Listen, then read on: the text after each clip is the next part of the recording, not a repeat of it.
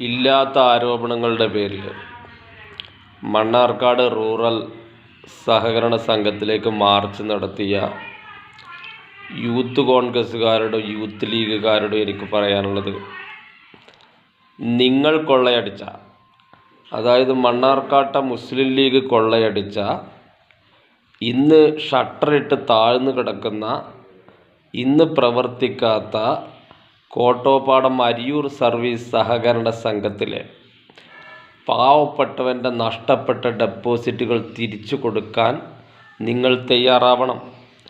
ആ പാവപ്പെട്ടവരുടെ കണ്ണീരൊപ്പിയതിനു ശേഷം നിങ്ങൾ മണ്ണാർക്കാട് റൂറൽ ബാങ്കിലേക്ക് മാർച്ച് നടത്തുന്നതാണ് ഉചിതം. മറ്റൊരു കാര്യം നിങ്ങൾ ഓർക്കണം, നാളിതുവരെ ഏകദേശം ഒരു 4 പതിറ്റാണ്ട് കാലം മണ്ണാർക്കാട് റൂറൽ ബാങ്ക് പ്രവർത്തിക്കുകയാണ്. ഒരു നിക്ഷേപകനും പണം തിരിച്ചു കിട്ടാത്തതിൻ്റെ പേരിൽ ഒരു പ്രതിഷേധ കുറിപ്പ് പോലും ഇന്ന് വരെ ഒരു മാധ്യമ പ്രവർത്തകന് പോലും കൊടുത്തിട്ടില്ല. ഒരു സൂചനാ സമരം പോലും ബാങ്കിന് മുമ്പിൽ നടത്തിയിട്ടില്ല. ആദ്യമായിട്ടാണ് രാഷ്ട്രീയ പ്രേരിതമായി മാത്രമുള്ള നിങ്ങളുടെ സമരം നടക്കുന്നത്.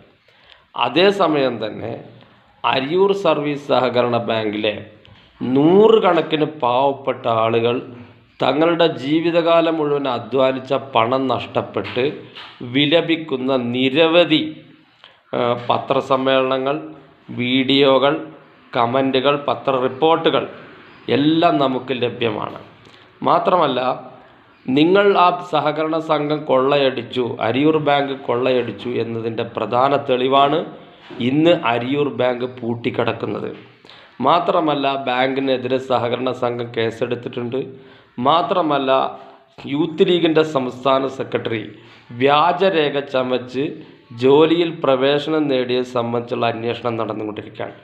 അപ്പോൾ നിങ്ങൾ ഭരണം നടത്തിയ അരിയൂർ ബാങ്ക് നിങ്ങൾ കൊള്ളയടിച്ചു എന്നതിൽ വ്യക്തമായ തെളിവുകളുണ്ട്.